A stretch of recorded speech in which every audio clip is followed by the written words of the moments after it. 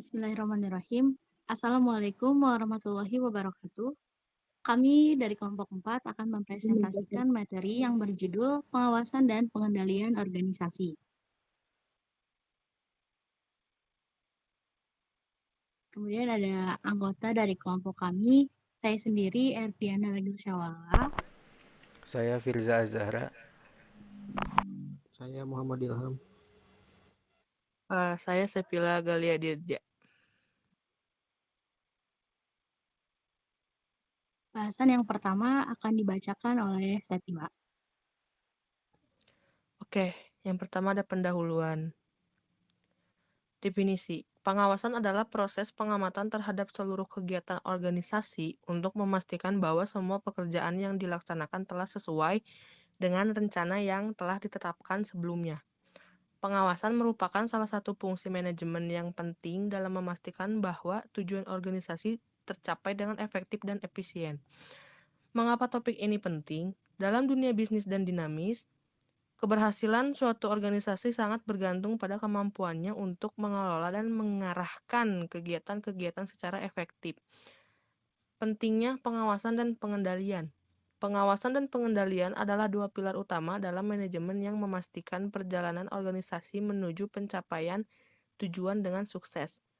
Tujuannya dapat meningkatkan efisiensi, efektivitas, dan pencapaian tujuan. Pengawasan dalam organisasi. Konsep pengawasan adalah proses pengamatan terhadap seluruh kegiatan organisasi yang memastikan bahwa semua pekerjaan yang dilaksanakan telah sesuai dengan rencana yang telah ditetapkan sebelumnya. Pengawasan merupakan salah satu fungsi manajemen yang penting dalam memastikan bahwa tujuan organisasi tercapai dengan efektif dan efisien. Fungsi pengawasan 1. Penetapan standar kinerja. Standar kinerja ini harus mencakup semua aspek pekerjaan yang dilakukan oleh organisasi dan harus dapat diukur secara objektif. Pemantauan kinerja. Pemantauan kinerja ini dilakukan untuk memastikan bahwa seluruh kegiatan organisasi berjalan sesuai dengan standar kinerja yang telah ditetapkan sebelumnya. Identifikasi penyimpangan.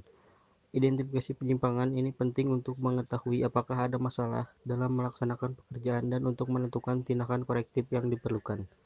Tindakan korektif ini dilakukan untuk mengatasi penyimpangan yang telah terjadi dan untuk memastikan bahwa kegiatan organisasi berjalan sesuai dengan standar kinerja yang telah ditetapkan sebelumnya.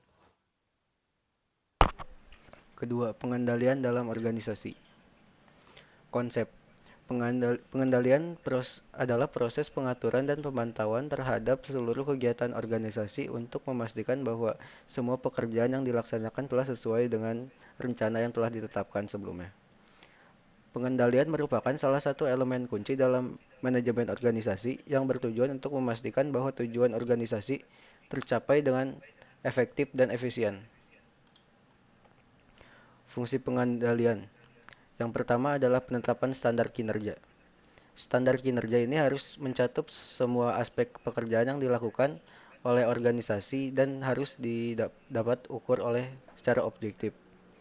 Yang kedua, pemantauan kinerja. Pemantauan kinerja dilakukan untuk memastikan bahwa seluruh kegiatan organisasi berjalan sesuai dengan standar kinerja yang telah ditetapkan sebelumnya. Yang ketiga adalah identifikasi penyimpangan. Identifikasi penyimpangan ini penting untuk mengetahui apakah ada masalah dalam pelaksanaan pekerjaan dan untuk menentukan tindakan korektif yang diperlukan. Kemudian ada metode pengawasan dan pengendalian. Pengendalian dan pengawasan adalah dua fungsi manajemen yang penting untuk memastikan bahwa proses manajemen berjalan dengan baik dari hulu ke hilir. Pengendalian adalah suatu proses untuk menjadikan pelaksanaan kegiatan sesuai dengan tujuan yang telah ditetapkan. Proses tersebut meliputi pengamatan, pemantauan, penyelidikan, dan evaluasi serangkaian kegiatan manajemen demi tercapainya tujuan yang telah ditetapkan.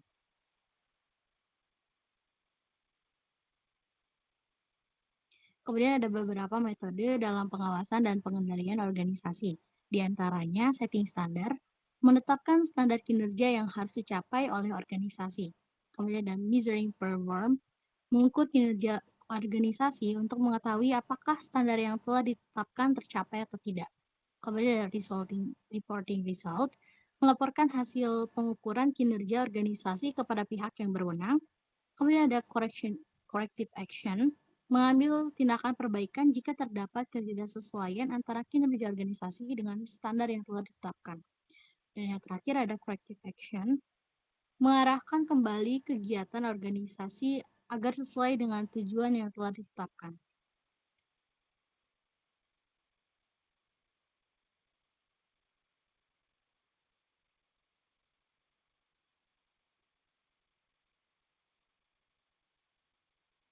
Kemudian ada contoh kasus dalam pengawasan dan pengendalian keuangan organisasi XYZ.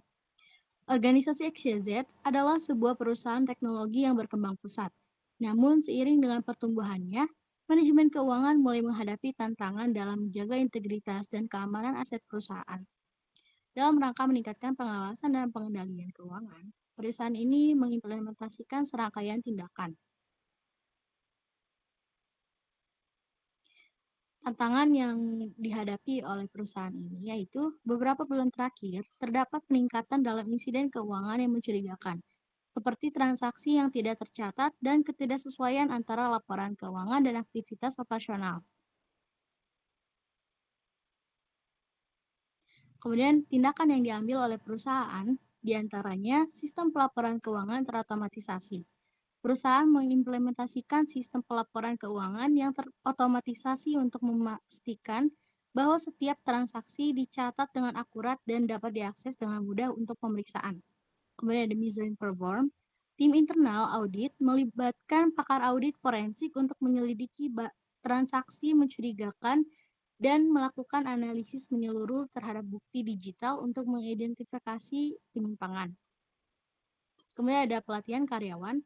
Seluruh karyawan yang terlibat dalam proses keuangan menerima pelatihan tambahan tentang kebijakan dan prosedur keuangan perusahaan serta dampak dari pelanggaran kebijakan.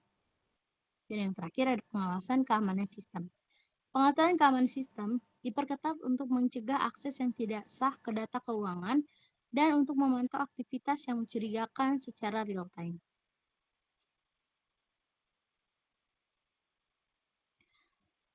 Lalu hasil dari tindakan-tindakan tersebut berhasil mengurangi insiden keuangan yang mencurigakan. Laporan keuangan menjadi lebih transparan dan akurat. Selain itu, keberhasilan ini membantu perusahaan dalam menjaga reputasi dan kepercayaan pelanggan serta pihak-pihak yang berkepentingan. Mungkin sekian presentasi dari kelompok kami. Jika ada yang ingin ditanyakan, silakan ketik di kolom komentar. Terima kasih. Wassalamualaikum warahmatullahi wabarakatuh.